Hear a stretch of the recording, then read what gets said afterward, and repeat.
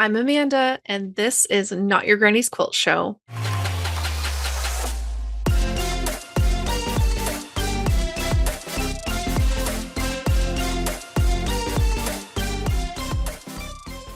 Hey, everybody, welcome to today's episode. I'm so happy you're here.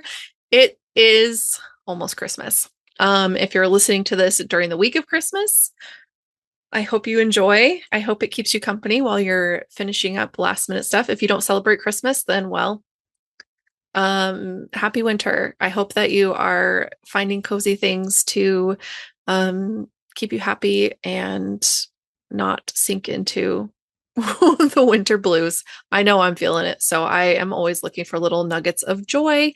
And hopefully this episode is one of those golden nuggets. I have Bianca Springer of Thanks I Made Them, So Can You. That's the name of her business. I'm not just saying that. Thanks I Made Them, So Can You. On Instagram, she's known as Thanks I Made Them. So you can find her handle there. Bianca makes amazing stuff from upcycled fabrics and quilt tops and found things and turns them into beautiful pieces. So she's got an embroidery book, which I'm so excited to get my hands on. It looks like so much fun to just learn new things and have a new repertoire of fun symbols and images that can be, put on whatever I want.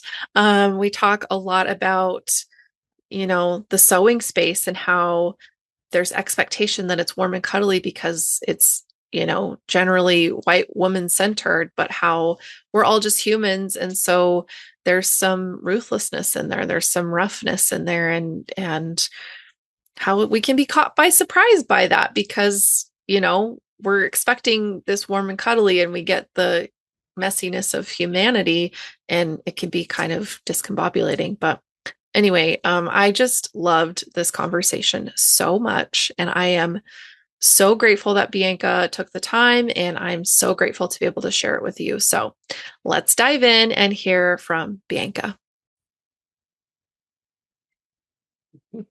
Okay. Hi, Bianca. How are you? Hi, I'm great. Thanks for having me. Yeah, I'm so excited to chat with you. I've been fangirling over just your stunning makes, the dresses, the outfits, everything, because I love bold color and fun prints. And you just seem to find all the things that make me go, oh, so I'm really excited to chat today. Thank you. Yeah. So you are Bianca Springer, lovingly known on Instagram as Thanks I Made Them, but your business fully is Thanks I Made Them, So Can You, LLC. Yes. Yes. Which I Yes, love. because it's important for people to understand that for me, if I do something, you can also do something. Right. I'm not just making a quilty dress because I have this wonderful, unique, exquisite talent to do so. I do, but I'm not the only one. Right. And I think it's important to remind people, even if they've never started something, that learning is always possible. And if you can learn to do something, you can do it too. And it's always been, I am very much a teach a person to fish type of person. Yeah. I love seeing growth. I love seeing people change and learn things about themselves as they try new things. And so with sewing, I was making for myself, making for my family, and people were like, "Oh, can you make that for me too?" And I'm like, "Absolutely not. I can teach you how to make it." Mm-hmm. Or I have said, "Yes, I will make it for you. It will cost you this much. Mm-hmm. But if you make it, I can teach you for this much." And Yeah. a lot of people understand and appreciate that they have the potential to do those things as well. And Yeah. eventually, they can be saying, "Thanks, I made them."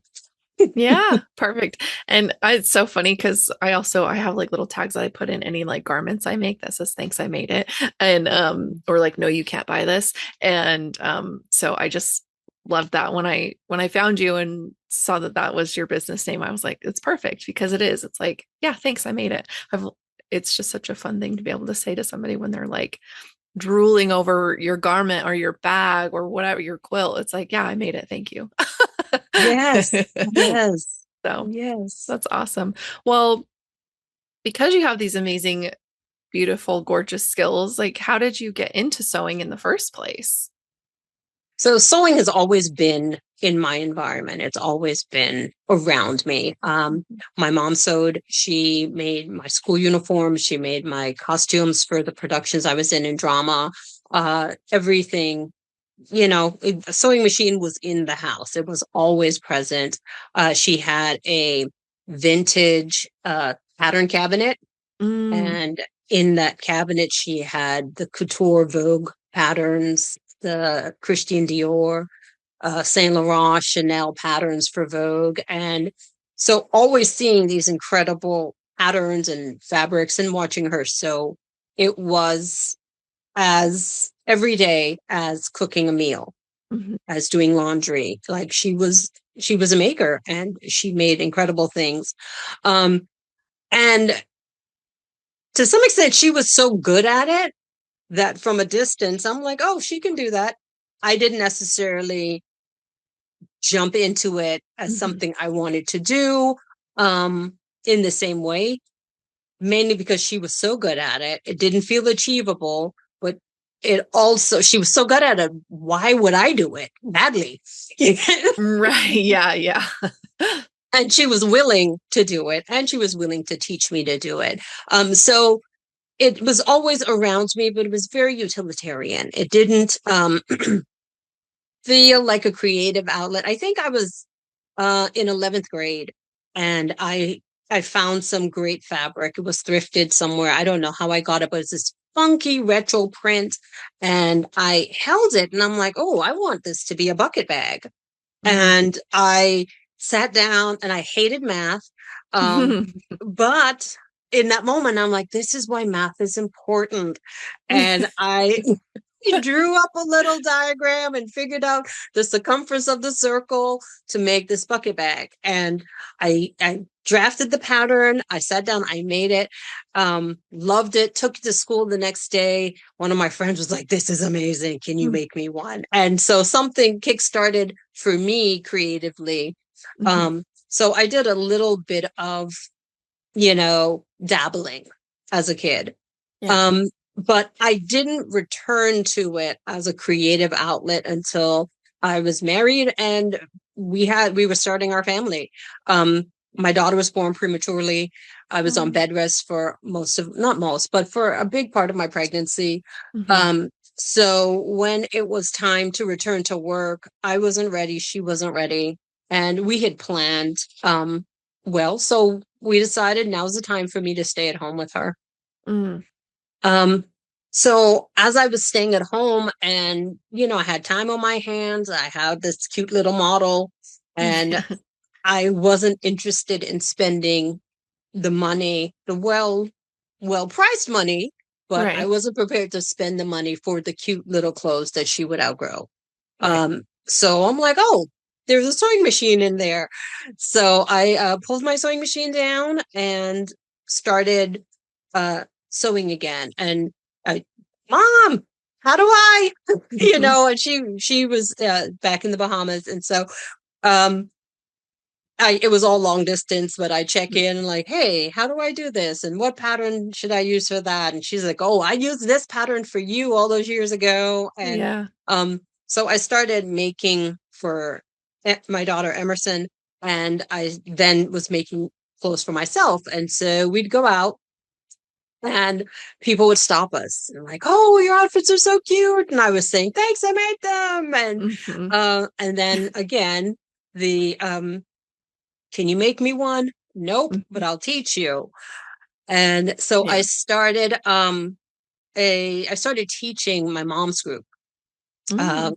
I invited them over. Several of them were like, can you teach us? And so we started sewing at my kitchen table in, several sessions. And Yeah. um, so, yeah, so it just started to go from there. And then I started sewing in the community.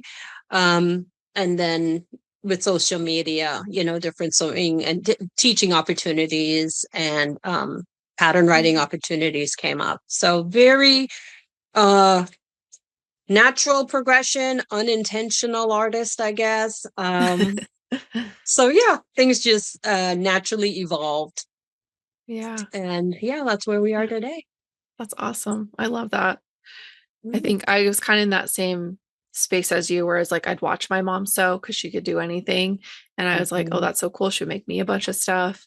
And she would show me here and there, but I didn't even start. I could use a sewing machine, but I didn't start quilting until I was like 30, 31, I think. So like not very long ago. And well, yeah, like almost 9 years ago, but still like, and it took like my friends dragging me into it. And she was finally like, oh, now you want to sew? I was like, yeah, actually I do. So yeah, but it was just kind of like, oh, that's her thing. That's super cool that she does it. I've always admired it. I never saw that in myself, but now that that's what I do, right? Like that's my Yeah. job, my business. It's I can't get enough. I'm like, oh, what else can I make? What other patterns can I get my hands on? What kind of clothing or, bags, whatever. I'm like branching out now, and I feel so much more confident. And I also have my mom on speed dial. Like, how do I help me? Yeah. So Yeah. it's kind of funny to have that. It's like interesting to always have it around you, but not participate necessarily. And then when you start, you're like, oh, this is why she did it. Yes. Yes. Yeah. And even though it like maybe doesn't seem maybe creative at the time, it's like that is something inherently creative that like I know my mom sat down to sew to just like get some energy out and to reset and whatever. That was kind of her outlet for that. And so I'm sure for your mom, it felt like a safe space to just like sew some feelings into some fabric, I'm sure. Oh yeah. Yeah. And she made beautiful things. Hmm. And I think that's why it felt um insignificant because it was everywhere. Right. And it was just normalized. And so it didn't, looking through family albums of hers and seeing pictures of her at parties. Hmm. And I'm like, wow, you're wearing that amazing, mod mini dress and looking fabulous in it. So to see her then make a fabulous mod mini dress was just a part of life. And Right. so to say that um, it wasn't perceived as a creative outlet for me, Hmm. it wasn't, that's not meant to be diminishing. It, Right. it Right. was just every day was amazing clothes that she made. Yeah. And I could walk in and say, hey, mom, I need, and she'll say, okay, go choose a fabric, go choose a pattern. And so just the idea that I could say I want something fabulous and know she could make me something fabulous, was a gift. Um, but it wasn't until I was on my own, as a wife and mother all the way here thinking, okay, now there's more to this, Yeah. and to truly be able to appreciate the labor that went into it and the creativity is wonderful. It's wonderful to recognize that and be able to share back to her like, wow, thank you. This is, you made all those amazing things for me. And um and she was a quilter as well, and so to see her meticulously sit and piece and do all of that, now the appreciation for the creative elements of it are not lost on me at all. Yeah. Yeah.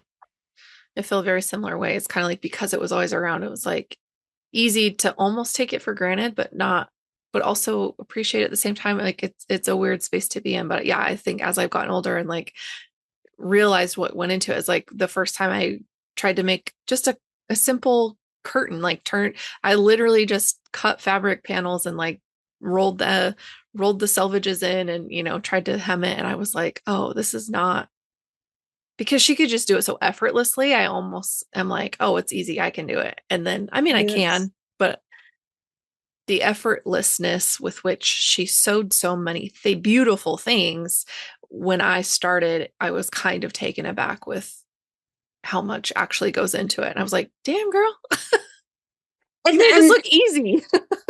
and that's such an interesting thing, because it's the curse of youth and the arrogance of youth, Hmm. because it looked easy because, as you said, she did it all the time. Right. It's practice. She did it all the time, and she worked out all the kinks. So by the time you saw her doing it beautifully, Hmm. you have missed all the time she ripped the seams. You have missed all of the miscut patterns, the flipped pattern piece, the Hmm. prints that don't align. You haven't seen all of that.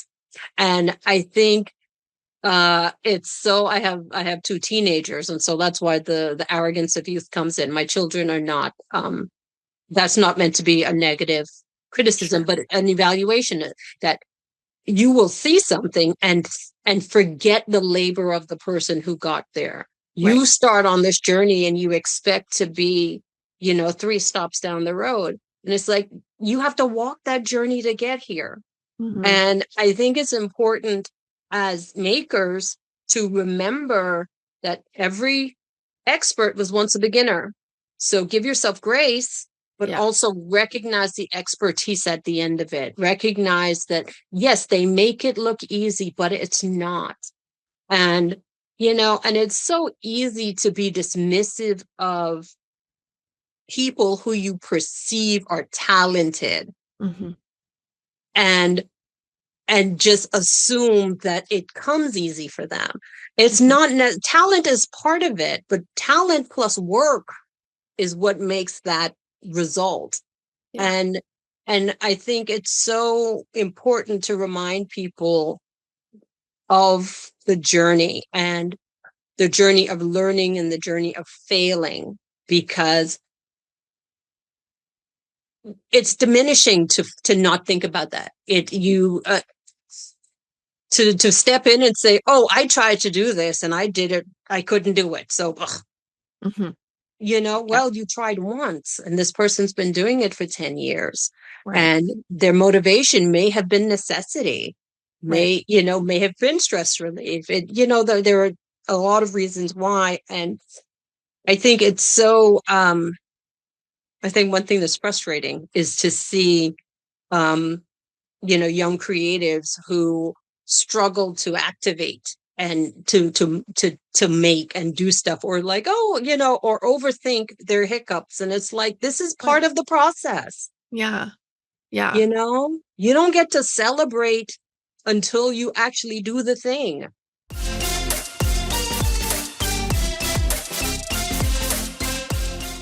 Yeah. And so, as a kid watching, my mom do all these things, obviously it didn't occur to me, Hmm. and but as an adult, the first time, I started and failed, I'm like, I get it. Uh-huh. There was a path here, there was a journey, there was work, there was effort, there was failure. Right. um and being able to embrace that and let that inform how I approach a project, and let that inform how I teach students and my children Hmm. about art and about making, is really important. And those are lessons in life that carry you through, just Yeah. understanding everything shouldn't come easy to you because it looks like it comes easy for someone else. And that easy that you see, you're only seeing this part of it. You haven't seen everything that came before. Yeah. Yeah. I was a teacher. In my former life, I was a teacher. So it always would baffle me when people get so mad at their students for not knowing things. I'm like, this is the first time they're encountering it. How would they already know it? Like, Yes. it's literally your job. And I'd have to remind myself too, because I think one of the things I heard kind of early on in teaching is um, the more familiar you get with the subject you teach, or the grade level you teach, or the subject matter that you're teaching, it the easier it is to forget what it's like to be a beginner in that. So it was Yes. kind of an encouragement to like change grade levels, change, if you get to a point where you feel like you've mastered a subject matter, then try to switch it to something else and stay in that learner mindset so that you can stay with your students. And I tried to take that to heart as much as possible. And I'm sure you can encounter it too in sewing and the little bit that I was teaching long arming. Um, just incredible how quickly people would just be like, "Ugh, I'm not good at this." I'm like, oh, well, that's crazy because you've literally put 1 hour into this so far. So I'm not sure how you thought you were going to be super great at it. Like, I've been Right. doing it for years and I still learn new stuff all the time. Like, Yes. so Yes. yeah, it's Yes. I that. challenge people to tell me, what are you really good at? Yeah. So in that moment, what are you really good at? And then I ask them to tell me, how did you get good at it? Mhm. And when they realize, okay, so the thing that I think I'm an expert in was not, some divine gift that, shone down on me. She Right. had to put work into it. Yeah. And, and a perspective shift really goes a long way to Hmm. making better students and making better creatives. Yeah, absolutely. Yeah. Do you feel like you bump up against that a lot in your classes that you teach or the free workshops that you have offered? Um, No, because I set the expectation at the beginning that it's a classroom, it's a learning environment. Hmm. And um, for my beginner with the sewing, with all of them, we start with opening the box, Hmm. so the physical taking a machine out or threading it and winding the bobbin. Hmm. I've set it the framework of we are starting, and I show them the seam ripper that comes in every sewing kit. Hmm. They did not invent a seam ripper just for you. Right. You're not the only one. You're not the only one. You're not the first one. Hmm. Um, and use it because it's here for a reason, Yeah. you know. So I try very early on to set a framework of, hey, relax. You're gonna mess up. It's okay. You're Hmm. gonna excel, and that's going to be wonderful. Um, and so, yeah, I think I've been teaching long enough to understand what needs to happen. Because for adults who are good at what they do, and just reminding them that I know you're going to mess up. It's because, sometimes it's just embarrassing. Yeah. Even if you come in with no hangups, Hmm. it's embarrassing to make a mistake.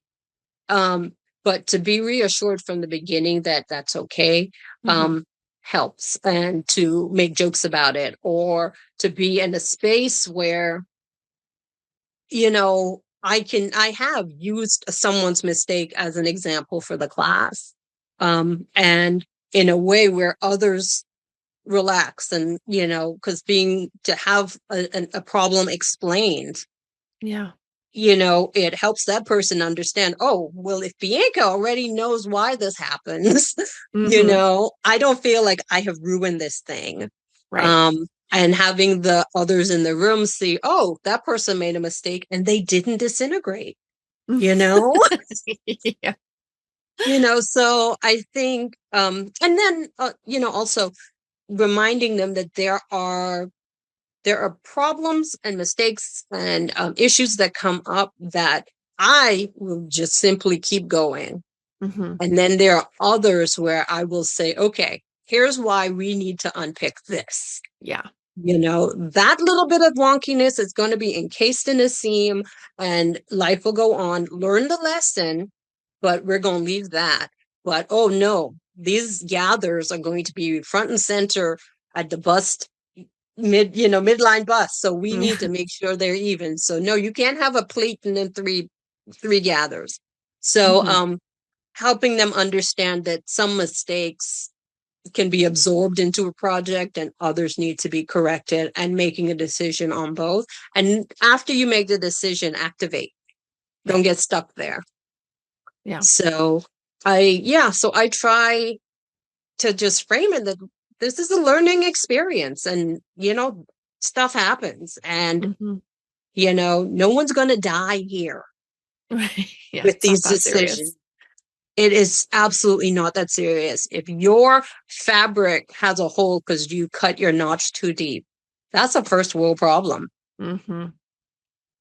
Truly. And so yes, we will mourn it. Ba-da-da. Hmm. Let's move on. Yeah. Yeah. you know Truly. Yeah. I think that's like, it can be such a slippery slope to make fabric such a precious thing, because then you'll never cut into it. You'll never sew with it. You'll never make anything with it. And then what is it? It's just junk that gets piled up, because then you look at it 5 years later and go, what the was I thinking? Like, why did I buy that? Or too bad I never did anything with that, because now I hate it and I think it's ugly. It's like, and that kind of adage of like, whoever dies with the biggest fabric stash wins. It's like, no, everybody else around them loses, because then they have to deal with it, and nobody wants their fabric from the 80s. I'm so sorry. But I mean, maybe some, right, because sometimes there's some really good stuff. But like, if it's musty and it's been sitting around, it's like, why? It's like, just sew. And the mistakes happen because you're learning. And that's like, you didn't get to where you are as an adult because you never messed up, because you never made a right. mistake and learned from it.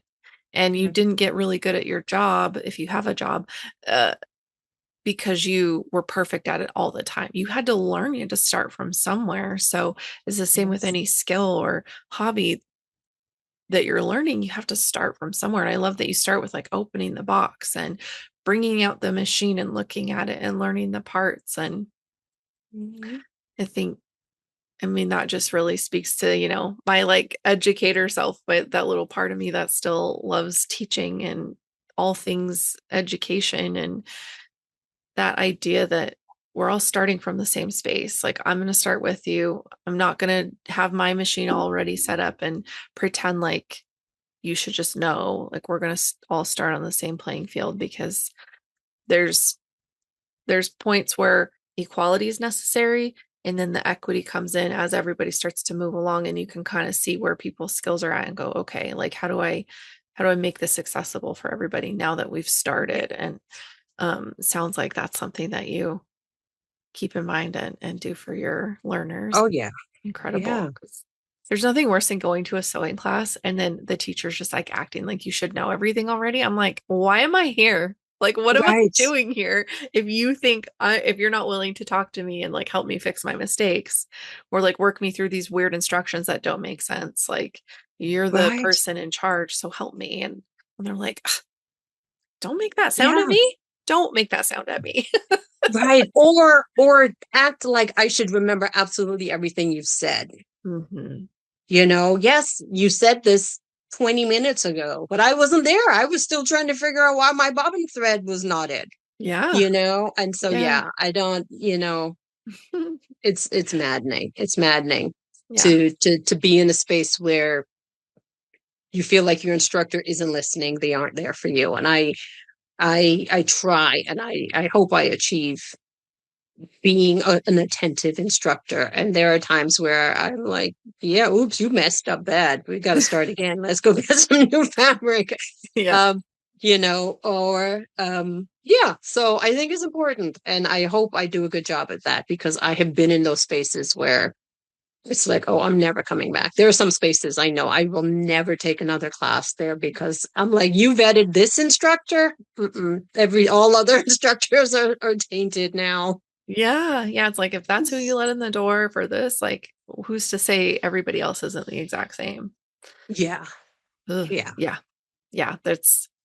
That discernment is lacking for some people, I think, but that's okay. Yes. We just don't go Yes. there anymore. Yes. Um, and oh, speaking of discernment though, I think you're right with like a mistake. Once you like learn, yeah, like you were saying, like the kinds of mistakes and what can be absorbed, what can't be, making the choice to either just let it go because you know it's not going to matter in the long run, or knowing that it's a mistake that is going to affect the end of your project, is just again something that's built over time, and something I think that we kind of learn as we go along and learn about ourselves too. Like what am I doing? What habits am I building and forming? Is it creating more mistakes than, a good quality end product? Or is it just like, everyday kind of, oops, I messed that up. I can fix it really quick. And because I think some people build really bad habits and they get frustrated and then they Yes. don't come back to it. And it's like, well, because you were forcing this thing in a way that it's not meant to be done. And you sew and quilt and do whatever, however you want to. I'm not here to police you, but if you're like actively ignoring a very basic, like non-negotiable thing, you're going to run into issues. So it's kind of that like, where are you focusing your energy in your project and why? Yes, yes. One of the workshops I teach is called Learn the Rules, Break the Rules. Mm, And for me, it's important. I'm like, I don't want to stifle you creatively. I yeah. want you to go and do all the fun, funky things you want to do. However, there are ways to do that well. And if you don't understand why the grain line runs parallel to the selvage, Hmm. you're going to wear pants off grain and they won't ever work right. So learn why things are done this way. So when you want to make an adjustment to it, Hmm. you know why and you know how, and then you can be successful. And it's frustrating. I find with my teen sewers, Mm, that's a little more difficult because they come in with a project in mind, yeah. and but they don't have the foundation to execute it. And I'm very clear about here's what needs to happen to get here, Hmm. and here's what you need to do to get here. um I can do this, but I'm not going to do it for you. That's not what this package is. Yeah, yeah. um and so I think it's important to give people room to express themselves however they want creatively and to do what they want with the fabric, and but understand, hey, if you're going to do that, here Yeah. are the implications. Hmm. And I want you to go back here, start at the beginning, understand how the fabric works, understand how this material behaves, understand what this pattern is supposed to do. And Hmm. then once you have that foundation, the world is yours creatively. Right. You can do all kinds of cuckoo banana stuff, and I want to see it. But Hmm. start here and get it right first. Yeah. And it it's been interesting and fun to see over the years which of my students have embraced that idea and which have faltered. Hmm. And then so it's interesting. It's a wonderful study of people, to watch Hmm. how they learn and how they, Yeah. how would they do with it creatively. Yeah. And how they, it's always interesting to me to watch people engage with their mistakes. Like, are they kicking themselves for the whole rest of the workshop? Did they just go, oops, and move on once they've like figured out how to fix it? Or, it's just so interesting. And it's like, okay, why are you like this? Like, who did this to you? I'm like, I'm always like so curious about people. I'm like, I want to know your life story. Can you please tell me? Hence the podcast. Um, but I love that. And yeah, it is so interesting because there's been times where like my youngest stepson would be like, I want to sew this thing. I'm like, okay, well, do you know anything about using my sewing machine, first of all? And, Right. you know, well, he's pretty creative and he picks stuff up really quickly. So it's like, I knew once I showed him, my base, super basic machine that he'd be fine. But yeah, there's just things where he's like, I want this pair of pants. I'm like, first of all, yikes. And second of all, why? And third of all, now I have 90s gold fringe all over my house because you hacked up some old curtains and Oh no. yeah, no, it's fine, but it just interesting kind of like yeah, that like I need this pair of pants. It's like, okay, but do you even know how to thread this machine? Like, do you know what to do if you run out Right. of bobbin thread? Do you know what to do? Like, I'm not gonna walk babysit you on this. Like, I'll show you what to do, but you got to be willing to like ride with me on this so that I can trust you to work on this thing. And he was kind of like he like got most of the way done and he was like, okay, I'm good. I was like, are you gonna finish them? He's like, I don't know. Like, I've got zippers. We can go. He's like, I'll figure it out later. I'm like, okay, it's Oh wow. your thing, buddy.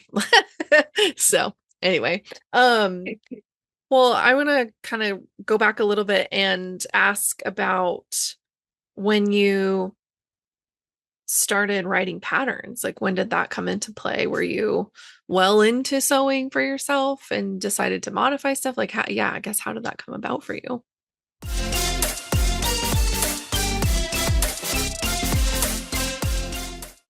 So I was sharing my stuff on social media. Um, I was very much just trying to find the sewing community, Hmm. and that started with Flickr Mm, on the Yahoo group. And so yeah. I was in a couple Flickr groups and doing a few challenges there. And Hillary, Entropy Always Wins, Hmm. was saying, you got to get on Instagram. You got to get on Instagram. And I'm like, there are people there. I don't want to do anything. I don't want to, and for quite a while, I was resistant. Mhm. And eventually I did. And again, sewing challenges and stuff.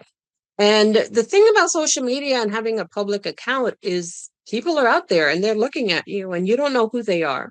Right. And I was in a sewing challenge, and the first week of the sewing challenge, we were having a hurricane. Mm. And I mean, like the city was getting beaten by it. It was very stressful. But right before the hurricane, I received my task and the fabric for the Mm. challenge. And I'm like, I wrote them, I'm like, look, I'm going to do what I can, Yeah. but I don't know if I'll be able to make it through to the competition, depending on what the storm does.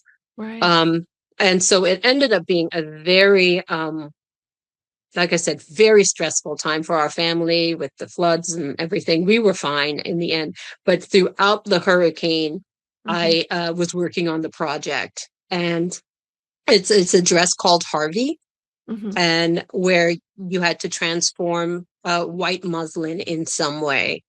And I made a flower paste resist, painted the fabric with it, let it dry, cracked it, and then applied paint on top of the flower. So all those colors came through to the muslin. Yeah. And then I removed all of the paste. And so there's this webbing effect all over, and the colors were metaphors, and the dress pattern was another metaphor. And it ended up being very cathartic, um, and exciting, because I had two young kids who were going through a hurricane and they're Yeah. watching me, paint this fabric, and they're getting in there with the flower and stuff. Hmm. Um, so so in that challenge, um, it was really great. And I shared it on social. I won that round of the challenge. Very exciting. And then the second round, we got a pattern. It was a simple bodycon dress. Mm. And all it said, make the pattern your own. And the challenge was to transform this pattern in a way Yeah. that you like. Mm.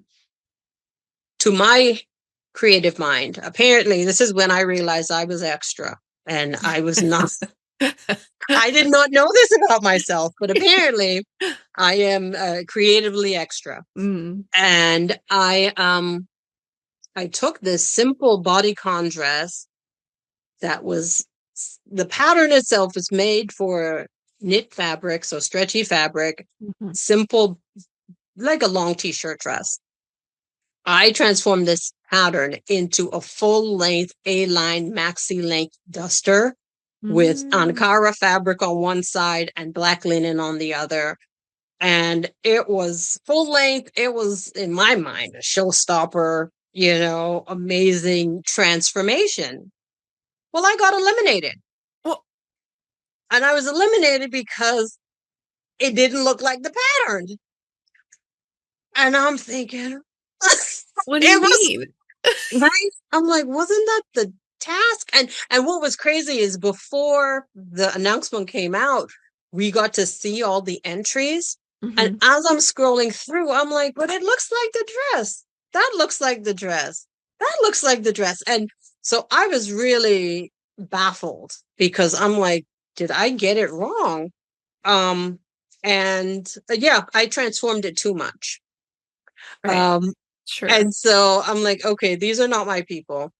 And Truly. but and so like it was like 10 minutes or so after the host website shared the winner and who Hmm. was eliminated, and my DM lit up. And like I was just like I was crushed because Yeah. after this epic win and this emotional project, boom, they're like, nope. And there were DMs from people who were like, oh, they're crazy and very encouraging. And then someone, her name is Amanda from So News was in my inbox. And she was like, okay, so I love what you did. I'm so happy, to see what you're doing. I'm sorry you're eliminated, but now that you're out of this contest, can you write an article for So News? Hmm. And we want you to do this. And so it was just like, okay, that door closed and then two opened.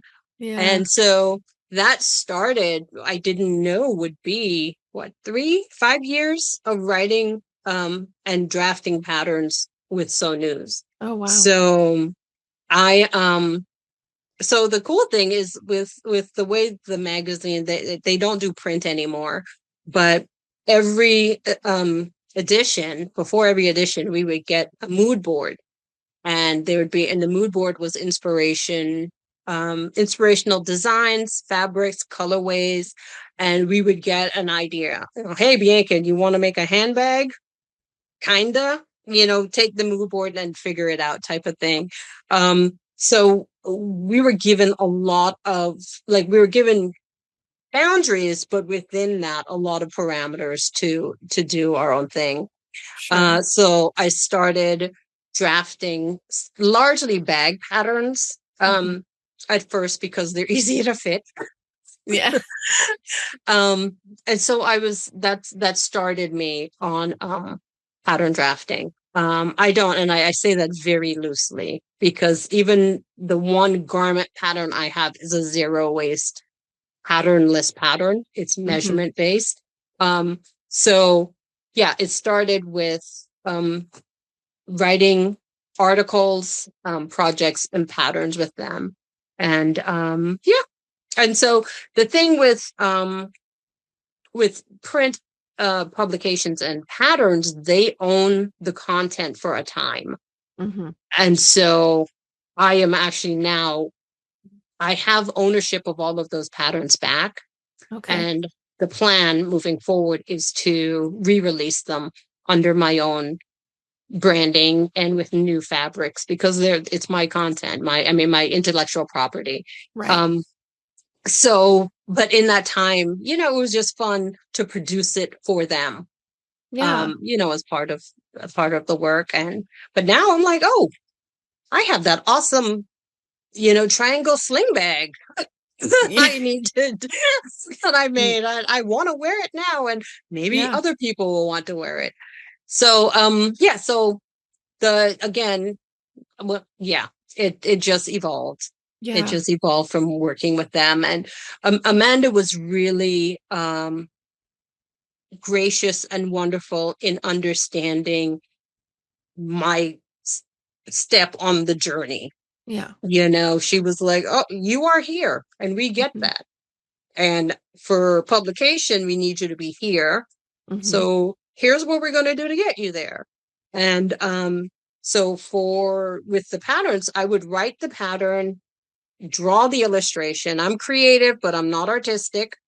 And send it on. And then depending on how that was well I did or badly I did, they would have a tech editor email back and she'd be like, hey, Bianca, you say this, and this is what I see when you say that. Is that what you mean? And they're like, oh no, that's absolutely upside down and backwards.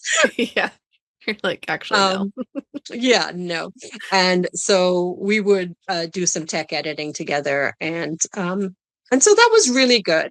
Just to, again, be able to fail in a safe space and have someone say, "Okay, that's not what we want, but let's redo it." Yeah. Um, Yeah. yeah, And what a gift to be seen exactly where you're at and be valued for that. And then also be given the supports, the scaffolding to get to like level up and get to the you know, yeah, a leveled up version of what they saw. Like, oh, I know where yeah, you can go with this, and like seeing that vision within you and supporting you through that. Like, ugh, there's nothing yeah, better. There's like nothing better than just like truly being seen by someone yeah, and and them without letting, ridicule. yeah, and just letting you know, like, I value what you're putting into the world. Please come, I want to be a part of it somehow. And it's like, oh my gosh, Yeah, okay, great. Like, thank you so much for acknowledging that I exist and that you know, eh, not that that's the only reason to create things, but sometimes when you have been creating and making and you think, you've released a banger, you're like, look what I did. And people are like, ew. You're like, wait, what? I thought that, so then that one voice to be yeah, not obviously one, but like you had multiple voices telling you, like, actually, those people are super wrong. But then yeah, for Amanda to swoop in and say, actually, we want your content. We want what you've got because it's speaking to us. And ugh, that's so cool. So, yeah, so cool. How yeah. It fun. really was. And how fun to like now have ownership and you can kind of, restyle, whatever you want to do with it to make it feel more you versus Yes, you for that yes, media outlet. Now it gets to be fully Bianca, and that's just like yes. probably got to feel so magical. I can Oh yeah. assume.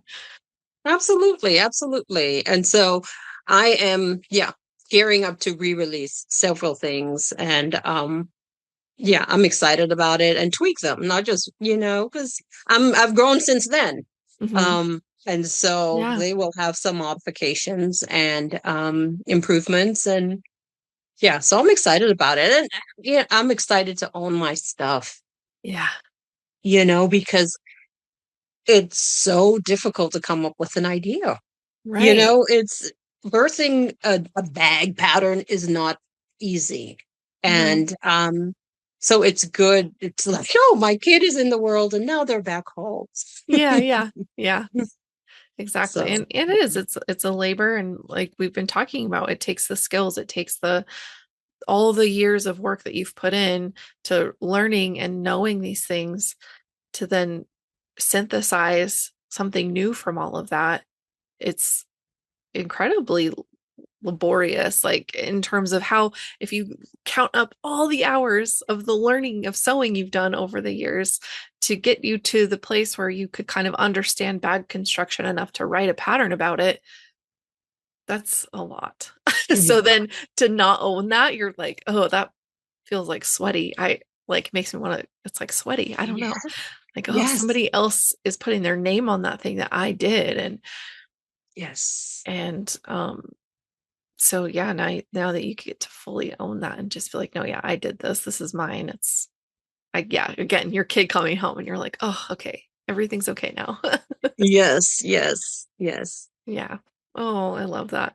Um, well, one of the things that you've made that I had to like pick my jaw up off the floor several times was the dress you made out of yo-yos. Ah, which dress? The X one, the burgundy, or the full length? The full length.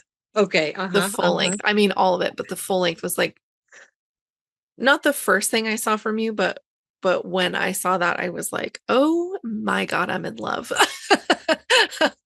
Yes. Oh, stunning. Thank you. My mom's grandma, who taught her how to sew, they worked on they made hundreds and hundreds of yo-yos together as my her my great grandma was going through cancer treatments, and so my mom would sit Mm. with her and cared for her for a lot of that. And so as a little kid, I'd be off playing, doing whatever, and my mom and her grandma would be sitting there sewing yo-yos, and she still has a box of them, and she's made a quilt top and just kind of left it as is, and but she's just still has Mhm. all these yo-yos. And so then saw your dress and I said to her, I was like, Mom. She was like, oh no. She's like, you're not asking for this, are you? I'm like, no, no, no, I just wanted you to see it. She was like, okay, God. Because I'm not making you a full length dress out of yo-yos. I'm like, no, if anything, I would make it for myself, but like we both were just like stunned. So anyway, um yeah, I guess like what brought you to that idea, and where they found yo-yos? Did you make all the yo-yos yourself? How did that dress come to be? Found, found, absolutely. And I say that because I have made yo-yos. I Mhm. love yo-yos, but I have access to a lot of thrift stores, estate sales. So finding yo-yos is not a challenge. Mhm. Um, so that was not my first yo-yo project. So actually, that was my third. Okay. So the first yo-yos I bought, I was at oh Austin Creative Reuse. It's Mm. a creative reuse thrift store in Austin. And we were visiting and I bought a bunch of patterns. They were 25 cents. So I had this massive bag of sewing patterns. And I was at the checkout and there was a bag of yo-yos, a runner, or like a Mhm. partial runner, and bunch of loose yo-yos at the register. And it had a ridiculously cheap price on it. Um, so initially, I went through the line. My family was there, but my hands were full. So I checked out first because Mhm. I just wanted to put them in the car. And I'm looking at these yo-yos and I'm like, oh, it's kind of sad that someone put all this work in and they're here for less than $20. Right. And, but I felt bad and didn't know what to do with it. So I was like, your hands are full, girl. Just go. Just leave it. It's not for you. And by the time I took my purchases to the car and came back in to check on my husband, he was at the register. And I was just like, they got to come with me. And so when I brought them home, I saw that it was maybe about 2 yards, Mm. um, of yardage strung together, and then a bunch of loose yo-yos. Mm. And I just wrapped it around myself and was like, okay, what am I going to do with it? And I decided I would wear it. And so that became a duster. Mhm. And that was the first yo-yo thing I made. I wore it to Quilt Festival a couple, well, yeah, a couple years. The first year was crazy. So I wore it on the last day the next year because people were just touching and it was a lot. Yeah. Um, so the love of that project, being able to, to have my thoughts about it, being, oh, these poor sad yo-yos are going to, Yeah. no, they're unloved. And Mhm. then to make something that I loved and then to wear it in a space where it'd be appreciated, Yeah. it was just like, okay, this is purposeful. This Yeah. feels right. And so I think that was my very first quilt upcycle.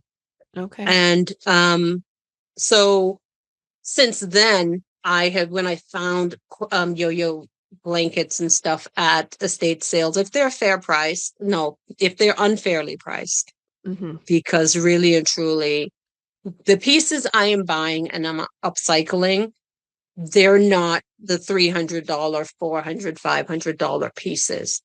These are the things that someone has said, oh, just get rid of it. It's the last day of the sale. No one wants it. Right. Um, and so I want to honor that work. So that dress was a quilt that I don't remember how I bought it because honestly, I'm looking at three more. right Mhm. now in my studio. So Okay. I You're don't like, I can't don't know. remember the prominence of that one. But yeah, so I was going I honestly, so the day before I wore it to Quilt Festival, Mhm.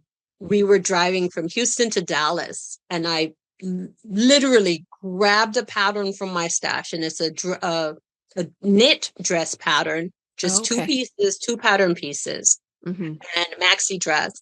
And I'm like, I want to wear this to festival, but I was doing an exhibit. I was exhibiting some garments at a museum in Galveston, Mm. and my yo-yo duster was going to be there, and the other crisscross dress, Uh-huh. yo-yo dress, was going to be on display. And I'm like, but I want to wear a yo-yo dress for festival. So I literally cut the quilt into the dress, hand stitched it on the drive to Galveston. So 45 minutes there and back. I stitched the sides, and then when I came home, I added the zipper. So less than a day to make. And Wow. because it's yo-yos, I wear a full slip under. And the spaces between the yo-yos are large enough that you see the color Mhm. of the slip under. So I think it's really cool to switch that out. So I've worn an Yeah. orange slip dress under to give some nice pop. And to be provocative, I've worn a black slip under. Mm. I like it. But yes, yes. So yeah, I love them. I love my yo-yo pieces. I enjoy wearing them. Um I they actually I need to pull them out and repair them because they people touch you Mhm. no matter something about creativity skews people's boundaries, Yeah. because I am not touched so much in my life than when I wear a quilty garment. Mhm. And I mean, I understand conceptually the yo-yo, why you want to touch it, because the textures. Mhm. Even this, people are Right. touching and flipping hems and under the sleeve. And I'm like, dude, You could ask. you can ask, you know. Use your words. Yeah. So I do need to make some repairs Mm. to both of them. But Mhm. it's fine. It's necessary. It's Sure. so fun to wear for me, but it's also fun for people to tell me their yo-yo stories. Yeah. I hear the most beautiful, heartwarming stories about people whose grandma made yo-yos, who and Mhm. under what circumstances. So Yeah. it's a garment that I enjoy wearing because it brings joy to other people to see it. Yeah. And I love hearing people's criticism of it as well. Mm. Um, Interesting. oh yeah, oh my goodness, what are you wearing? Whatever I feel like, because I'm Yeah. a grown woman and I make choices. None of your business. Yeah. Yeah. And so Yeah. it's really Mm. good to challenge people. They're Yeah. challenging me like, so what is your issue with what I'm wearing? Yeah. Why do you have a You problem with know? it? Why? Yeah. Or no, and I don't even define it as a problem. Mm. Tell me what you have strong feelings about this. Can you share what they are? I'm Mm. curious. And then to have people, because some people just want to be, some people will say stuff and expect that to stand.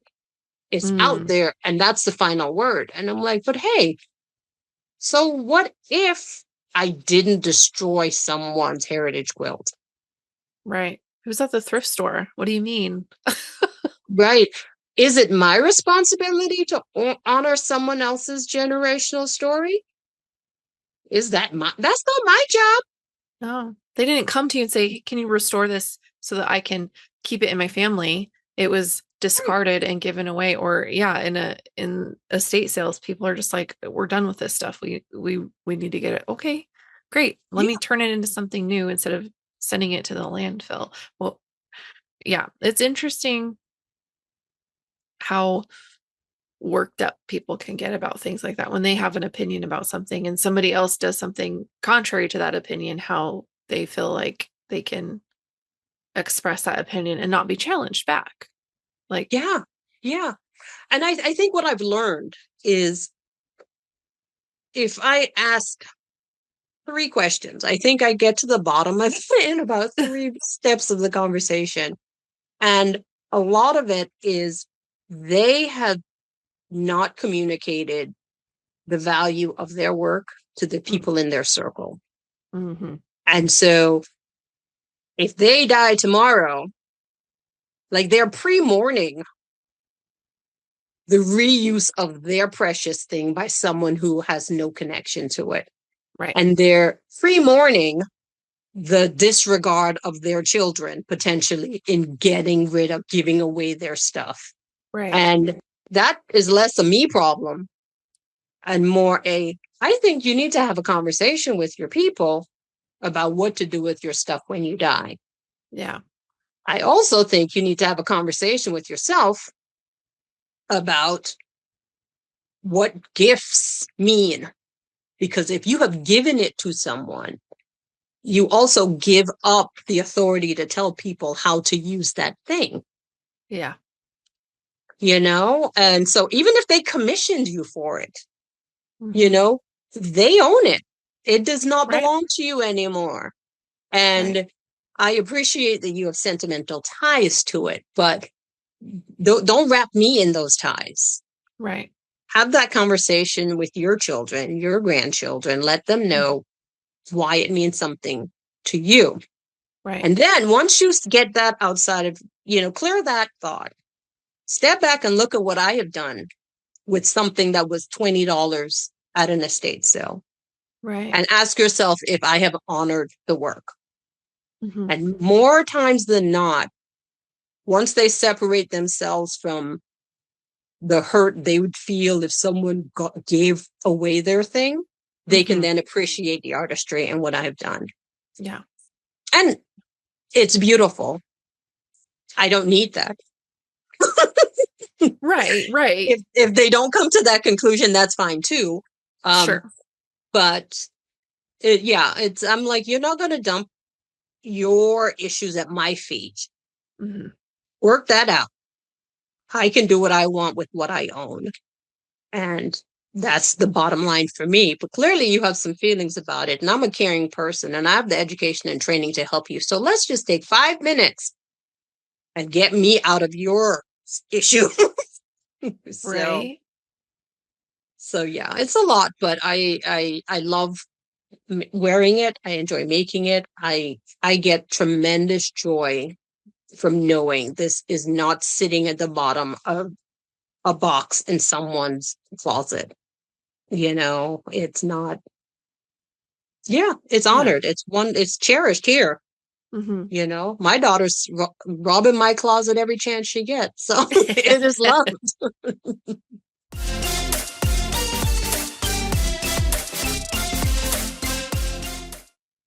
Yeah. No, I love that. And I think it is so interesting how quickly some people can let their own fears or their own uncommunicated, you know, desires cloud how they view other people and take things personally that have nothing to do with them. And I'm saying that with the experience of having to face myself and deal with that with my own self, right? So it's that kind of concept of like everyone's a mirror to us. So what are you seeing in other people? If you don't like Right. it, that's about you and not them. Yes. And if you're taking everything personally that other people are doing, like you're being super selfish. And like that's what's actually selfish instead of actually turning inward and working on yourself and learning your boundaries and learning who you are and why this whatever you do comes across as actually selfish because you're taking away from other people by making it about you. Oh yeah. And Oh so yeah. And 9 times out of 10, it's unsolicited. exactly. I It's did like, not. I don't care what you think of this. yeah, I didn't ask you, but thanks anyway, I No. guess. Am I supposed to be Yeah. grateful? Like, I don't know. Right. Keep it moving. Yeah. Silence is an option. Yeah. Like, no, thank you. I don't accept. Yeah. Yes. Oh man, Yes. it's a wild world out there. Being in the sewing world, I think it's like there's so many beautiful things about it and it's incredible and there are so many incredible humans inside of it. There are also so many unhealed wild people who think that their opinions matter more than anything else in the entire world and it is just a minefield sometimes it feels like. Oh yeah. Oh yeah. But I mean, I guess well sewing and quilting and garment making, all these things are going to be around. So it's like, why not be more inclusive? Why not welcome more people into it? Why not open yourself to more ideas and more perspectives? Because it just makes you better for it when you learn more. And I know I've grown so much by being forced to deal with myself, like and my perspectives and my points of view. And, not only through this podcast and meeting so many amazing people and Mhm. people who have challenged me and people who have made me question my own, my boundaries and my discernment and trying to really nail down my values as a person.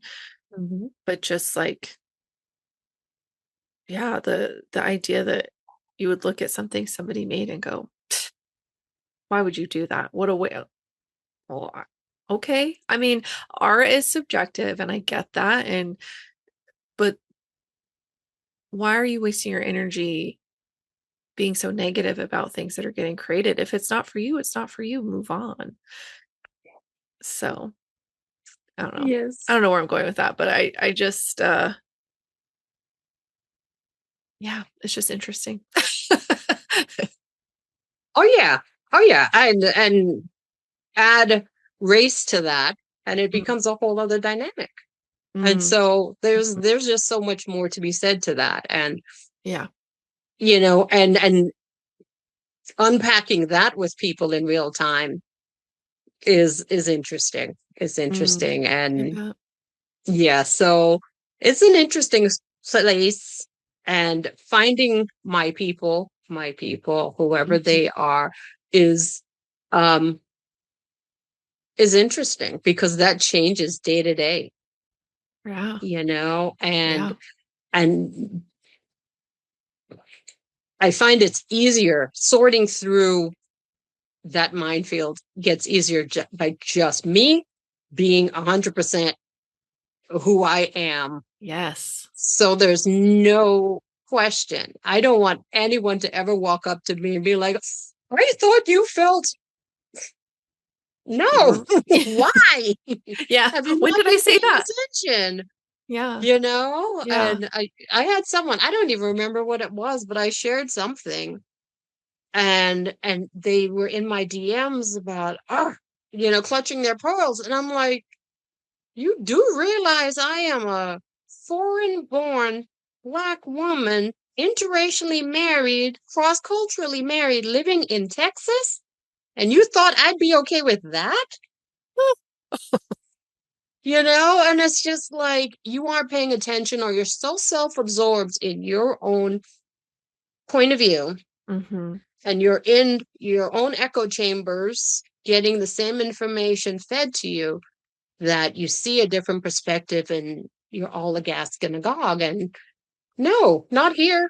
And Right. so it's important for me. I'm like, when I walk into a retreat space, when I walk into a workshop, I am so grateful that most people in that space have already done the research. They've already looked me up. They know who I Mm-hmm. am.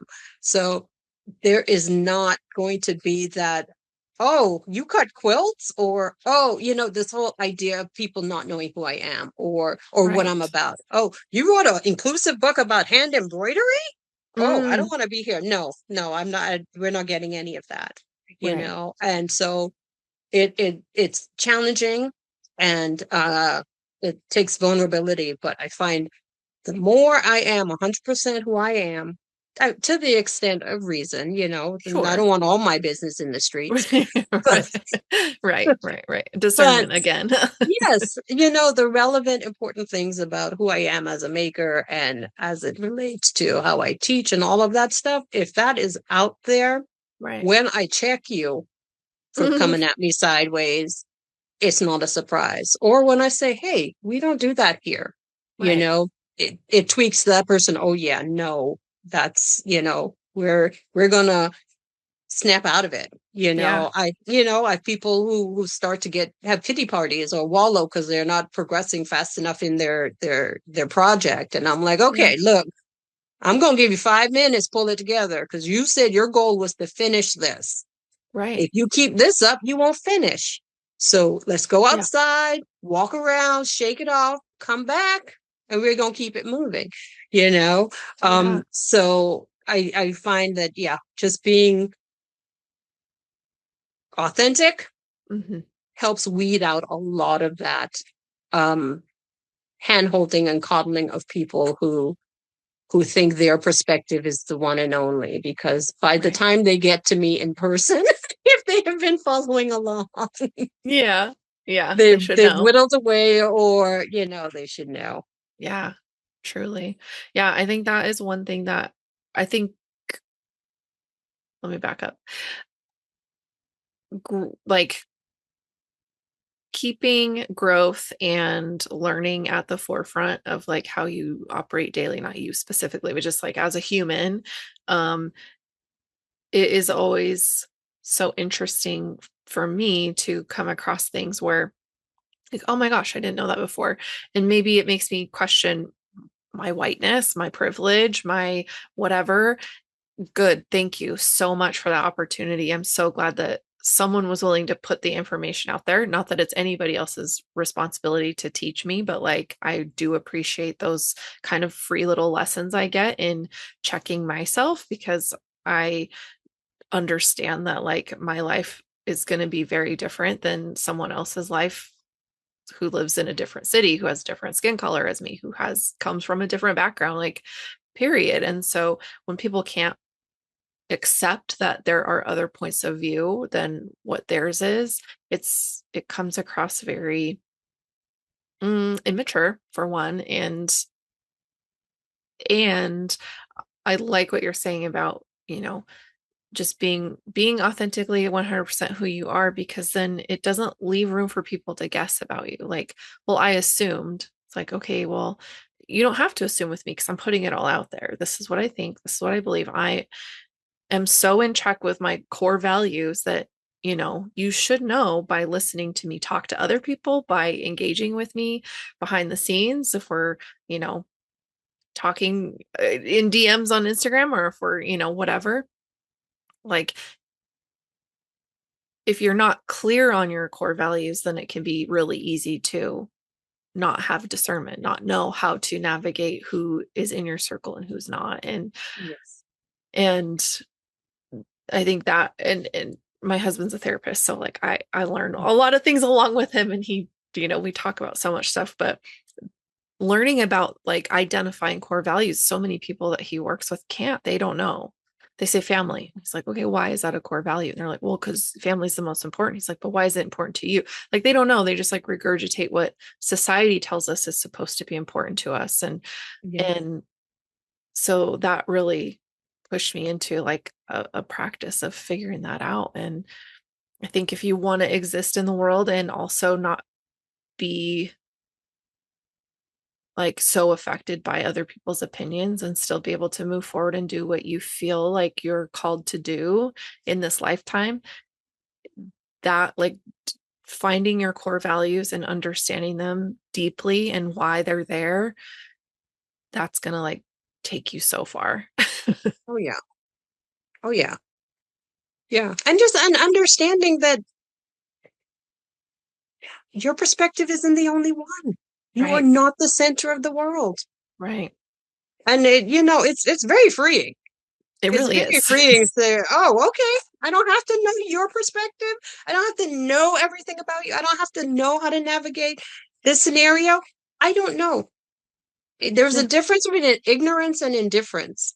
Hmm. And I think people who acknowledge their ignorance are the most beautiful people, Yeah. because they it's the self-awareness of, hey, I don't understand that, I don't know that thing.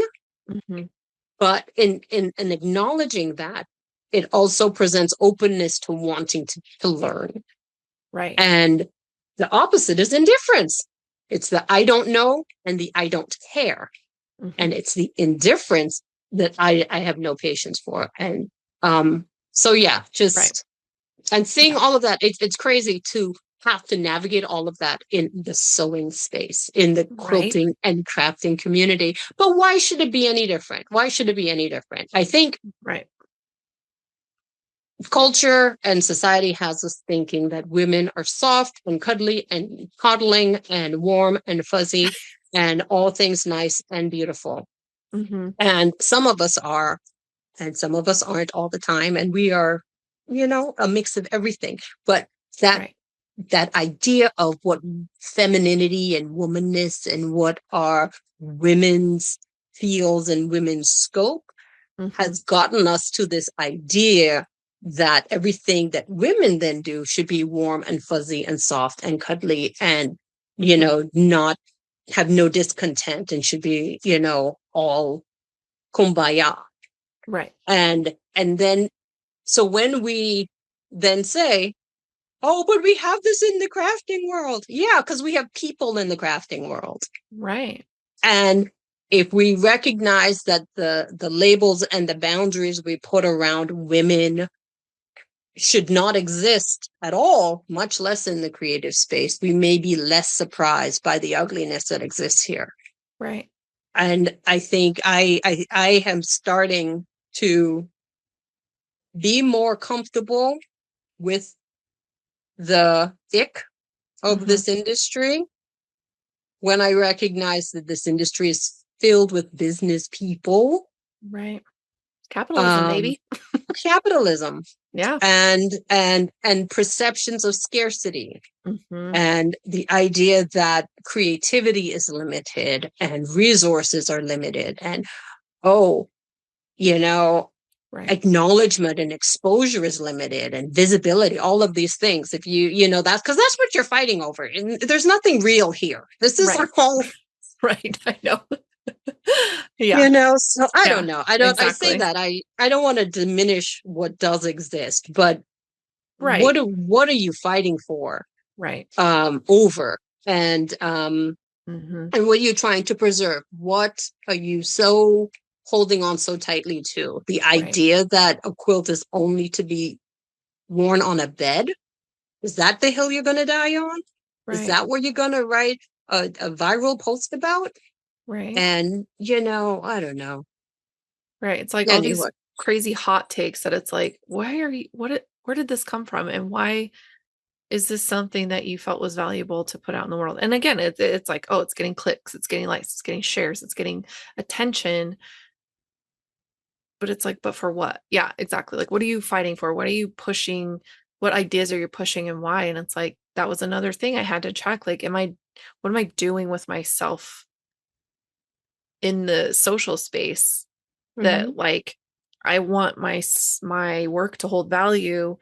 And as a long armor, I'm helping people finish their quilts. I'm helping people see their projects to fruition because that's what I want. Like get those UFOs out of the closet. I will put them on Hmm. my frame and we will get them finished so that you can actually use this freaking quilt. And if you turn your quilt top into a dress, fantastic. I love that for you. It's none of my business what you do with it. I didn't make Yeah. it, you know? And so I've finding myself participating more in kind of charity projects and um protest art kind of thing. I've been long arming the panels that um my friend Erin started of the mass shooting. She's been documenting mass shootings with tally blocks. And so I've been long Mm. arming those panels as they get completed. And that's been really cathartic and trying to like make sure my values are always in check with the work I do. And so it is so refreshing and so lovely to meet other people who try to do the same, who live in their core values and try to keep those at the forefront at all times, because then it makes it easier to navigate. Like, okay, I can accept that there's other people who have not done that for themselves, or who live in this, like, oh, this is a woman's craft, so that means um everybody's supposed to be nice and cute little grannies, and when they're not, it's like, what, how dare you? It's like, no, they're just messed up humans just like the rest of us. We just Yeah. decide as a society, because we devalue women's work, that it's supposed to be cute and adorable, and instead it's like Yes. freaking ruthless sometimes. And I'm like, oh, take a And breath. I think, yes. And what's crazy is the objection is not with the ruthlessness. Right. That is the thing that boggles my mind, because it's like, you are the problem, Hmm. not the thing that you are railing about. The fact that you are railing about this thing Yeah. is what makes it messy, Hmm. And Hmm. so, and you're mad at me because I am now saying, do you know it's not okay to do that? Like, that is actually potentially actually racist. Yeah. Um, I am allowed to tell you that I am not Rashida Coleman Hale.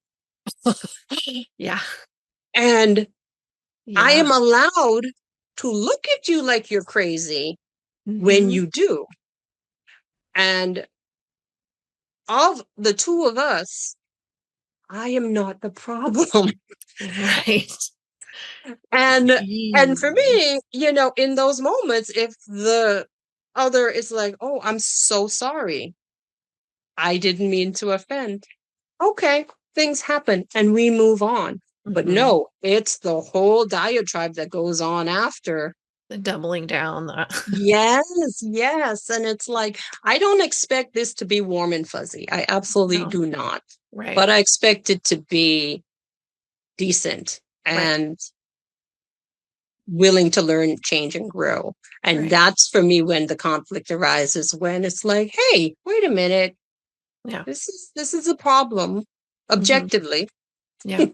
And I am bringing your attention to it so we can make this whole space better. Right. And then it becomes, what are you even doing here?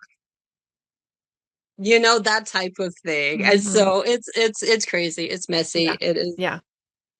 Ah, Being human is so messy. it is. It is. It is. Okay. I feel like we have gone places we didn't mean to go, but No, that's good. Okay. or You did should have. mention your book, however, and I do want to go back to Yes. that. So your book Okay. is called Represent in Hmm. Embroidery. And so there's embroidery patterns and designs in there that you can just easily add to any garments you already have. You don't have to construct a whole garment to add that. They're just designs that you've come up with. So what inspired you to write that book and put it out? Um, I had two knee injuries that meant I couldn't use my sewing machine.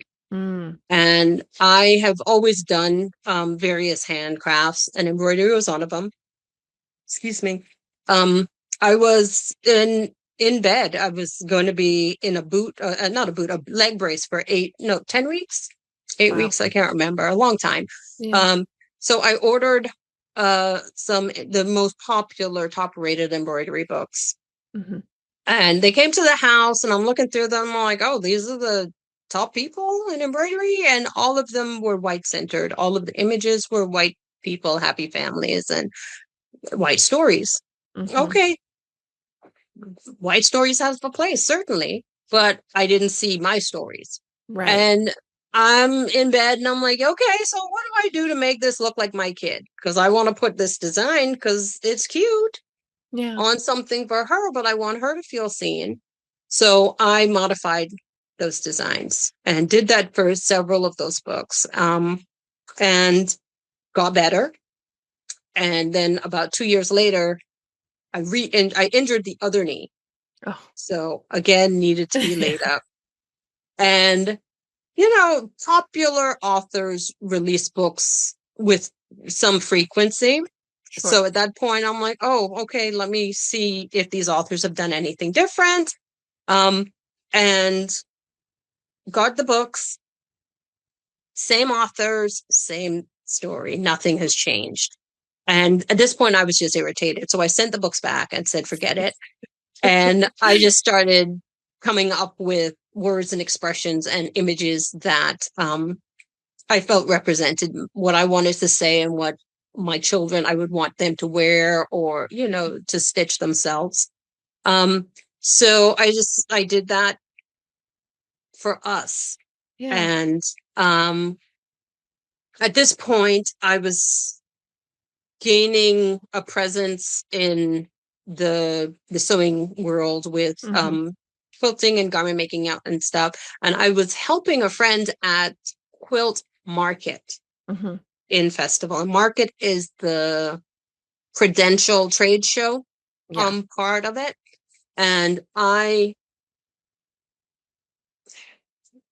tangent, there are very few people of color in that space, in that room. That year, I think I counted 5 of us.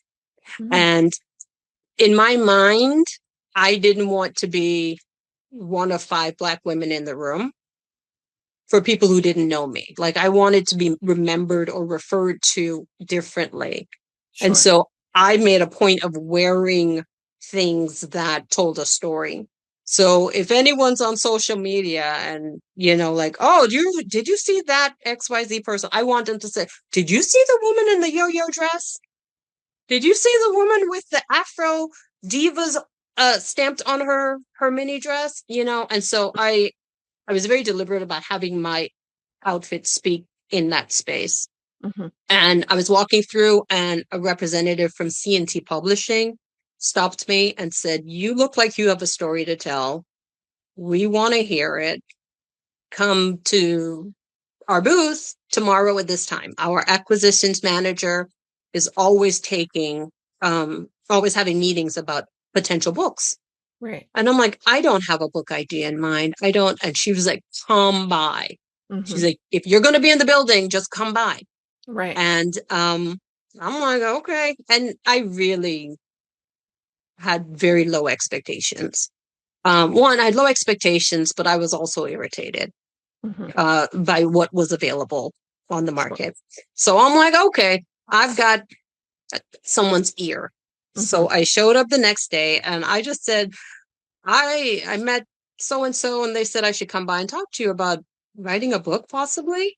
And she's like, "Yeah, what are you interested in? What do you do? Tell me about yourself." And I told her, um, and she said, "So, what kind of book would you write with us?" And when you have nothing to lose, you say anything. Yeah. You're like, swing big. Yeah. So I said, look at all of these books. I said, and I grabbed them and I said, I don't see myself in any of them. Mm. And I flipped through. I'm like, that is not my kid. And it was an embroidery book with a little blonde girl with really long, curly, Hmm. curly Q hair. And my daughter's hair is out to here. And, Hmm. it's gorgeous. And I'm like, if I want to stitch this to look like my kid, you know how much work I have to do? Yeah. So I'm paying you to disrespect me by buying this book, Yeah. Yeah. And Yeah. so I just went through and I'm like, so I'm here because I'm in the building and I Hmm. had the time, but I don't think you all want to hear my story as evidenced by the stories you tell. Hmm. So you tell me. And Roxanne, she was such a champ because she looked at me and said, "You are absolutely right." She's like, You're "We like, I are know. failing. We are failing." Yeah. And and so she was like, I want to hear more. I want to, let's see where this goes. If you want to do something with us, or know, I am open to hearing what is next.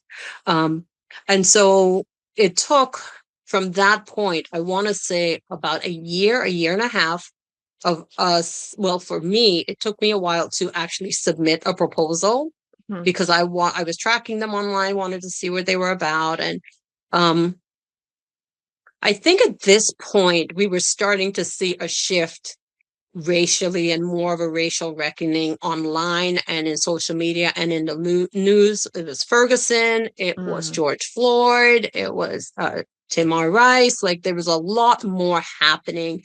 And in those stressful times for me, I want to put my hand to something, I want to make something. Yeah. And so that the social climate really was the forefront of my mind, Mhm. and wanting to be visible and say, we are here, pay attention type of thing. And Yeah. so at that point, I'm like, okay, I want to do an embroidery book. I want it to have texture. And so my people, the hair is off the page. It's Mhm. dimensional. It's braided. It's actually, there, Mhm. you can feel it. Yeah. And the skin in embroidery, typically before, in order to get skin, you had to either have your backing fabric match the Mhm. skin you want to stitch. And even that is tricky. Yeah. Um, so what they would do is if you had this beige canvas, you'd stitch with brown thread or black thread. And that's to imply that skin color, but you can still see the foundation beneath it. It's still a Right. white face stitched with black thread. Right. Um, and or you fill in the entire area with brown thread. And that for a newbie embroider is a lot of work. So I wanted to find the happy medium of filling the space, but making it accessible for a newbie. So I Yeah. do crayon shading in Mm. skin tones. And I have a technique of using fusible web to give more texture to the skin. Oh, okay. And so it looks like you can see texture of skin when you use it. Right. So yeah, so the book was me saying, okay, if I have one shot to help people show realistic, diverse hair and skin techniques, maybe this is the way to go. Yeah. Um, there are 10 projects, and each project has a story or like an essay, I guess, Mhm. that helps you understand the motivation behind the project. And then there are 100+ transfers and images that you can use to tell other stories. And it's not a heavy book. It's not, excuse me, obviously, I'm talking about heavy things because it fills a Right. void, and that void is filled with hurt. Uh, Yeah. so, so it feels heavy, but it's not. And the projects are fun and they look intimidating because you haven't seen it before, but they are Mhm. all very accessible. Um, and it's important for me. I think what was also what is a challenge with this book is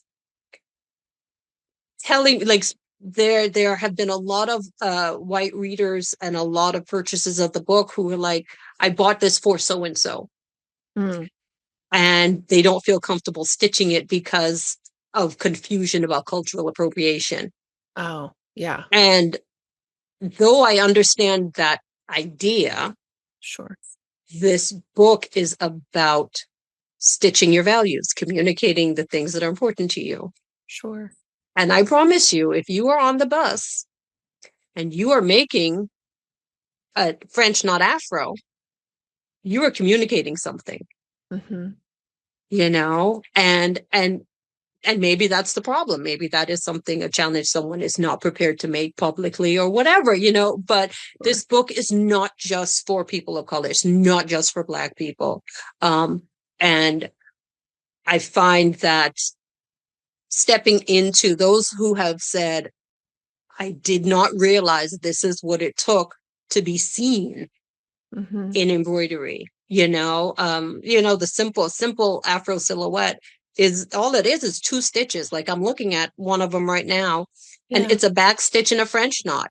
And Mhm. it's not difficult, but the dimension in it is prominent. But the time it takes to do that for someone who has only done, everyday warm fuzzy embroidery, you know what I mean? Yeah. you Yep. know Yeah. if they're not stitching their advocacy, to do so with an Afro diva or to do braids on an embroidery design Mhm. moves the maker forward. It communicates something, and it's important for everyone who is interested to dive in and at least make one project, feel something about it. Yeah. Yeah. Well, then what I've seen of it so far, the designs are beautiful and it is compelling and interesting and I Mhm. am looking forward to getting my hands on a copy because there are so many things I've never explored and in my own little bubble of culture or lack thereof, I guess, because I mean, being white in America isn't that exciting, but um Oh, you guys make it exciting for sure. oh, I'm sure, but like there's just so much more to be learned and just the combination of techniques and the yeah, Yes. communicating what are you communicating with your art? And I think there can be kind of a fear of like I don't want to step in a space where it looks like I'm trying to do something that like my intentions I don't want my intentions to be misconstrued. But then at the same time, it's like, well, it doesn't matter what I do. Whatever I do, my intentions could be misconstrued depending on who's looking at it and why they're looking at it. And yeah, I think sometimes people aren't prepared to have the conversation of like, why do you have a why are again back to the like what is your issue with what I'm wearing or what I'm sewing or stitching and why are you Yes. questioning me kind of thing and so it it has always served me as in my journey to learn more and to grow and accept that there's more than one perspective on life um to ask questions and to listen and not get myself in the way. And so I think the more we can practice that, the easier it can be to answer those questions. Like, well, I'm doing this so I can learn more, so I can explore, so I can understand other people. And if that's at the Yeah. basis, like, who was somebody gonna be mad at you for that? I don't know. They could be, but like, it's not on you for their emotions aren't your responsibility. So Right. anyway, I love it. I'm excited. I really like, I was looking at ordering it earlier before we got on and I was like, oh, I got to get on the call. Just because I didn't know it existed until today. So I'm really excited and I'm excited that we get to talk about it and share about it. So hopefully more people can find it because, Yeah. having just a little hand project on the side and to work on something and, create new textures and new Yeah. combinations and just, you know, letting your art speak for you and your values is that's kind of hopefully why a lot of us do what we do and Yeah. finding new ways to express that I think is super important so Yeah. And I think so. If you get asked why are you stitching that? I challenge you to say, why are you not? mm, And let them explain to you why you shouldn't. And yeah that reveals a lot more about them than it does about you. truly yeah So tell me, why wouldn't you? Why do you think I shouldn't? yeah What makes you think this is not of value to me? yeah Turn it back. Turn it hmm back. yeah But I'm a pot stirrer, so I love it I am behind closed doors more than I am in person but I think it is just like that people pleasy kind of stuff that I have to deal with of people are never pleased. no, exactly. It's like, who is anybody ever happy? No. Okay, well, No. the only person who ends up more disappointed is me. So I'm gonna stop. Uh, And it's a practice, but I'm getting better at it. So, and I Yeah. think you're right. When you stand in your values and you ask more questions, if you're getting asked a question that you can tell the person's just trying to like be the like I'm making a statement with this question and you're not going to ask me. It's like, well, if you keep asking them questions and make them have to explain themselves, it's like you turn it around and then the focus is Yeah. off of you. Yeah.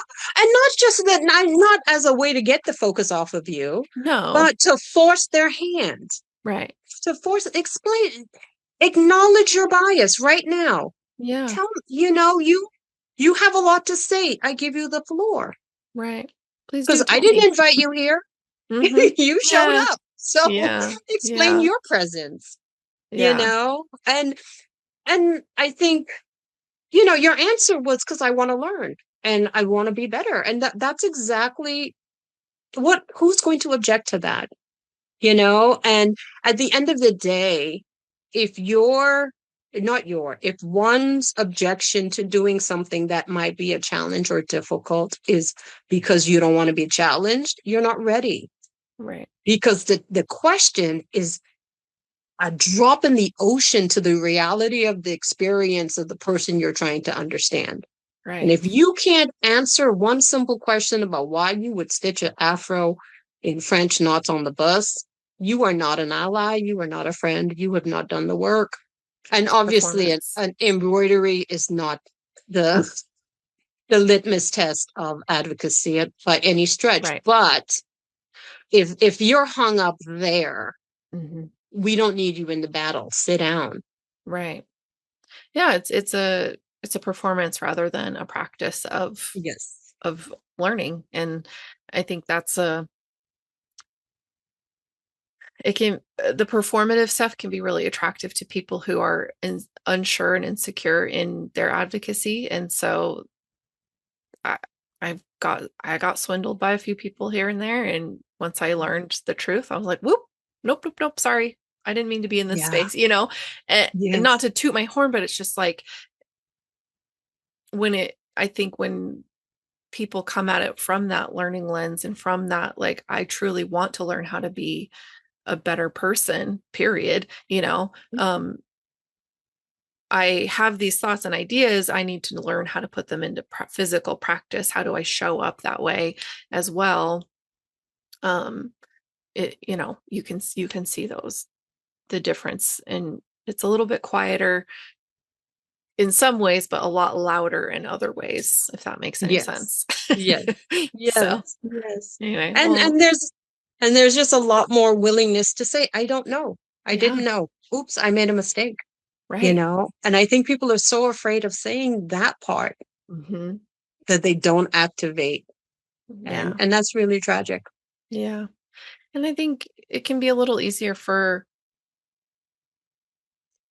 like accepting other people's perspectives can be a little bit easier when, unfortunately, if you've been through a situation where you've had to advocate for yourself and get people to believe you because Mhm. something terrible happened to you. It gets an unfortunate circumstance, but at the same time it's like, oh, there's like there's it's just different, right? Because you've had to be in that position to say, no, this really happened to me, and the fact that you're trying to like convince me that it didn't is crazy right now. Like, Yeah. so I think that unfortunately, but kind of fortunately, can help when people Yeah. are, you know, trying to get on the same page with something or trying to learn about something that they were previously ignorant to. It's Mhm. like, oh, right, we're in the same shoes. We just got to learn how to communicate that. And Yeah. anyway, anyway, wow. Well, thank you so much for being here. You okay, so you said you're going to QuiltCon because you've got a quilt in, right? Are you going to QuiltCon? Yeah, I'm teaching. You're teaching. Oh, right. Okay, I'm I did see that. teaching and yeah, Okay. two classes and a lecture. Okay. And now I have a quilt in the show. Yay, that's so exciting. Yeah. Well, I'm gonna be Yes. there, so I will try to find you Awesome. because I would love to Yes. meet you in person and just get to Yes. say hi and hopefully make it to your lecture. I did see that. I'm like, now that you're saying that, I'm like, oh right, I did just like look at all this stuff. So that's exciting. And um Yeah. I I'm also excited because I long armed two different quilts for people that entered quilts and they got in. I was like, what? So I'm very excited to Nice. see my quilting work hanging. So one for Awesome. the Katie and Nice. yeah, and then Eva Saunders over at Gingerly Quilt Co. Okay. Not sure I'm familiar. I Yeah. know the Katie. She was in my class last year. She's Oh so yeah. fun. I know she's the greatest. I love her. She's So anyway, so that's exciting that you have a Quilt and Quilt Con and that you're going to be there. And um is there anything else coming up that people should be on the lookout for? Yeah, so the day before QuiltCon, Mhm. the Wednesday, I'll be teaching a upcycle sweatshop, sweatshirt, upcycle sweatshirt workshop and a book signing at Craft Habit in Raleigh. Okay. And they are so dear to my heart. I've never been to the store and haven't met Sarah beyond social media. Mhm. But when I was doing my own first independent embroidery patterns, Yeah. She sold my kits. She was the first business to sell my kits. And I Um, am embarrassed at the quality of that level, but she was so gracious. And, because I was just a baby maker. mhm. But they have a special place in my heart. So when I knew I'd be in the city, I was really excited to partner with them. My Yeah. workshops at QuiltCon are sold out. So this is an opportunity for those who couldn't make that to get some time to make together, and it's going to be really fun. It's going to be really fun and easygoing. So that's in February, and then in July I'll be at the Estelle Center for the Creative Arts in Colorado. I'll be teaching a combo workshop with Spontaneous Threads, Stephanie Rule. Mhm. She's a master improv piecer, and so she will be, for the first part of our workshop, she will be teaching improv piecing, and we will piece our fabric to make a garment. And so the rest of the workshop time will be spent on garment construction and understanding how to make your own pieces, your own yeah, some unique pieces Okay. using the fabric you've made. Mhm. And then the following week, I will be at Madeline Island School of the Arts in Madeline Island, Wisconsin. And we will be making the Retazo coat by Sew Liberated.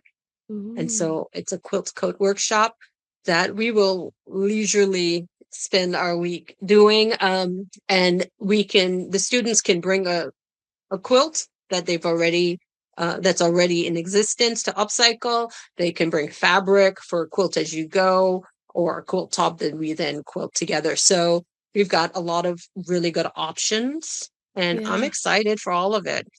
So also on the horizon is the Sally Tomato mystery box. I have a design in that box and I'm so excited. We have collaborated to put together one of my patterns with their fabrics and all of the supplies. And it's so wonderful. I'm excited. So sign up on their website so you can get your mystery box delivered, and yeah, follow along on socials as I sew it up, because I have not made it with their kit. So I'm really excited to see what they send me and all the other people who will be making it.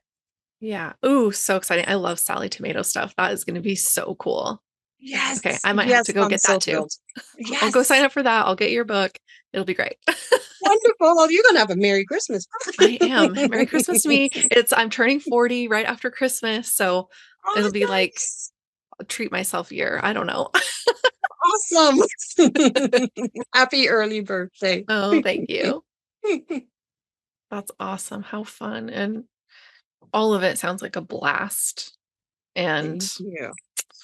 I'm excited for people who get to join you, and hopefully they're full and sold out, and there's people learning how to use what they've got to make new things and breathe life into things that have been discarded, because there's so Yes, much fabric on this planet. Like we don't need new stuff all the time. Like, don't look we under don't. my long arm machine because there's buckets of it, but it's fine. Um, well, thank you again for joining me today, Bianca. Before we hop off here, though, I do want to ask if you have a tip or piece of advice for the listeners that you Oh, haven't already given, because you gave a lot, oh, but I did give a lot. Um, just start. Whatever it is. If you have a pattern idea and or a quilt block idea, if you have a project you want to start but you're nervous about it, if you have precious fabric that you're afraid to cut, just start. One, it regenerates. Creativity, the more you use, the more you get. Mhm. I've learned with fabric, the more you use, the more you get. Yeah. As you build your skills, if you overcome the thing that's stopping you now, imagine how much further you'll get. So just start something. There's nothing we do in this creative space is going to affect a life. It won't. It is not that deep. It is important. It is therapeutic. It is a wonderful outlet. So just start. Stop with, let it go. Let the hangups, just cut it. Just use it. Just design it. Start and fail. or succeed, but then fail, succeed, start again. It's all a cycle, but just start something. I love that. I get in my own way a lot with just like, oh, hesitating the fabric. I don't want to, it's like, girl, there's more where it came from. And again, Right. hanging on to things, I look back and I'm like, why do I still have this? What the heck was I Yes. thinking? So I And love then it that. becomes a symbol, it becomes a symbol of your inactivity. Exactly. It's like, oh, that's the thing I promised to start 2 years ago and I never did. Right. Like, oh, I never got to that. So yeah. And then you just No. feel bad about yourself when you could feel great about yourself because you used it and you put something in the world. Yeah, And just cut it. It's only fabric. yeah, then don't get stagnant because, like you said, creativity begets creativity. The more you use, the more you get, the more you feel inspired, the more others will inspire you. It's an endless well. So Yes. I love that. Well, thank you again so much. And I'm looking forward to bumping into you at QuiltCon and hopefully, you know, there's just so much cool stuff coming up for you. So I just wish you all the best with all of it. Thank you. I appreciate it. Thanks for having me.